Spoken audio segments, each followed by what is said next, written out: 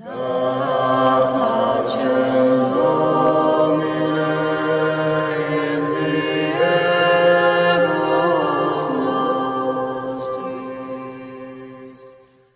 nome do Pai, e do Filho e do Espírito Santo. Amém.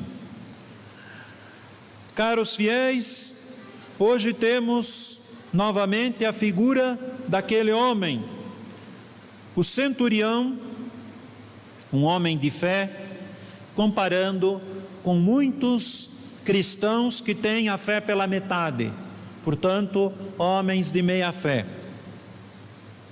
Nosso Senhor disse aos que estavam ao seu redor: em verdade vos digo, não achei tanta fé em Israel.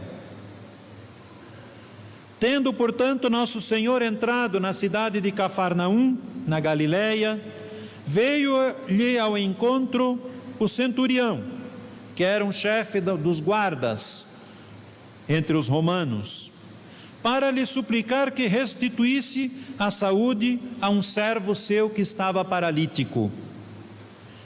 O Redentor lhe responde: eu mesmo irei e o curarei. Não, Senhor, replicou o centurião, eu não sou digno de que entreis em minha casa. Basta que digais uma só palavra e o meu servo estará salvo. Vemos também uma humildade grande no coração deste homem. Eu não sou digno. E por isso a Santa Igreja tomou essa frase e todos os dias nós a repetimos na Santa Missa antes da comunhão, né? Eu não sou digno, Senhor, de que entres em minha casa. Porém, uma só palavra tua e eu também serei salvo.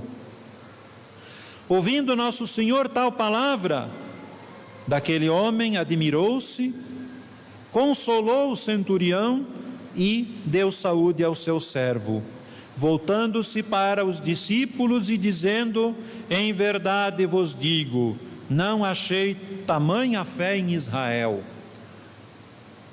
Foi uma chamada de atenção, puxão de orelha, né, como dizemos, aos próprios discípulos que estavam ao seu redor. Olha, entre vocês eu não encontrei alguém com tanta fé como esse homem pagão.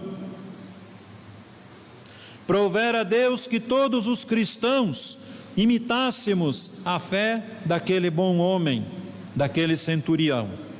Então o Senhor não teria que dirigir-nos aquela queixa: não achei tamanha fé aqui em São Paulo. Quem sabe diria hoje nosso Senhor.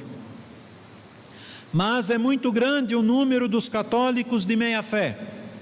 São aqueles que creem nas verdades doutrinais da fé, dizem respeito à inteligência, mas não creem, ou ao menos não mostram que creem nas verdades práticas que dizem respeito à vontade e à moral e aos bons costumes. Hoje talvez diríamos às vezes até o contrário, né? Católicos que não conhecem quase nada da doutrina, portanto têm uma fé muito vacilante, muito pouco sólida, né? Porque se não conhecemos as verdades da nossa fé, a doutrina da Igreja, que a Igreja sempre pregou e anunciou, como vamos ter uma fé firme, né? Uma fé confiante. E as consequências dessa fé, que é a adesão prática aos bons costumes, aos mandamentos, à moral da Igreja. Como pode dizer que crê no Evangelho aquele que julga, por exemplo, que perdoar é uma desonra? Ou que só pensa em buscar uma vida de prazeres e delícias? Que julga infeliz os que se abstêm dos prazeres terrenos para mortificar a carne? E como isso é moda no nosso tempo, né? Onde se quer fazer de tudo para fugir da dor, do sofrimento ou de qualquer privação. Logo, logo vai chegar uma nova quaresma e parece que muitos cristãos já começam a tremer, né? Só de pensar que virão dias de jejum pela frente, tempo de penitência. Como se pode dizer que crê no Evangelho aquele que, por respeito humano e para não se expor ao escárnio dos outros, deixa suas devoções, a frequência aos sacramentos, deixa de lado a oração, o recolhimento de espírito, para entregar-se às diversões ruidosas, festas e, quem sabe, coisas bem piores?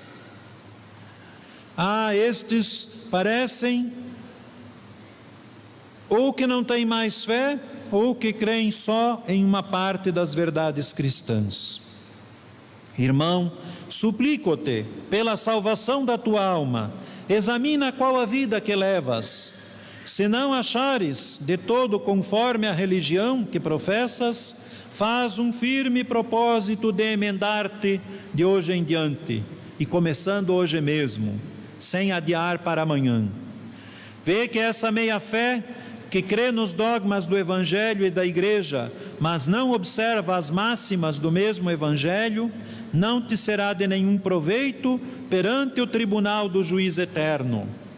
E se perceberes que a tua fé intelectual na doutrina também anda fraca, quem sabe por pouco ler, por pouco conhecer, interessar-se em aprofundar as verdades da fé, procura fazê-lo também a partir de hoje.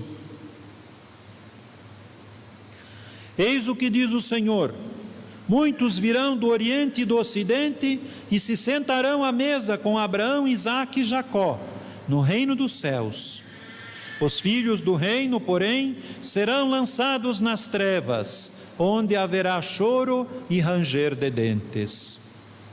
Ou seja, muitos dos que nasceram entre os infiéis, entre os pagãos, poderão até se salvar com os santos, ao passo que muitos que nasceram na igreja, que foram batizados, que teriam todas as possibilidades para uma verdadeira vida de cristãos e que, quem sabe, vão se perder, vão para o inferno, onde o verme roedor da consciência, com seus remorsos, os fará chorar amargamente por toda a eternidade, lembrando-lhes a loucura de não crer no Evangelho, e ainda pior, do que creu, acreditou somente pela metade e não colocou em prática estas verdades.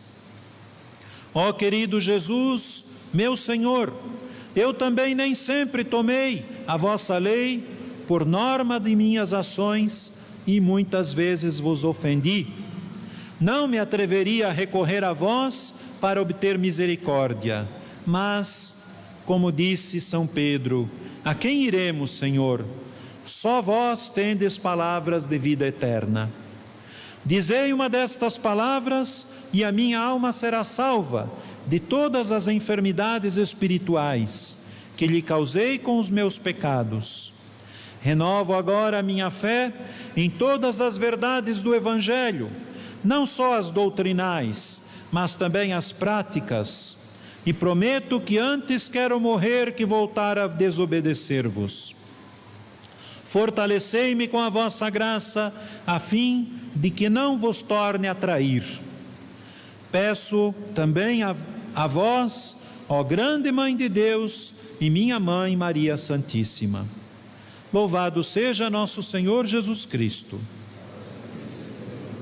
Em nome do Pai, do Filho e do Espírito Santo.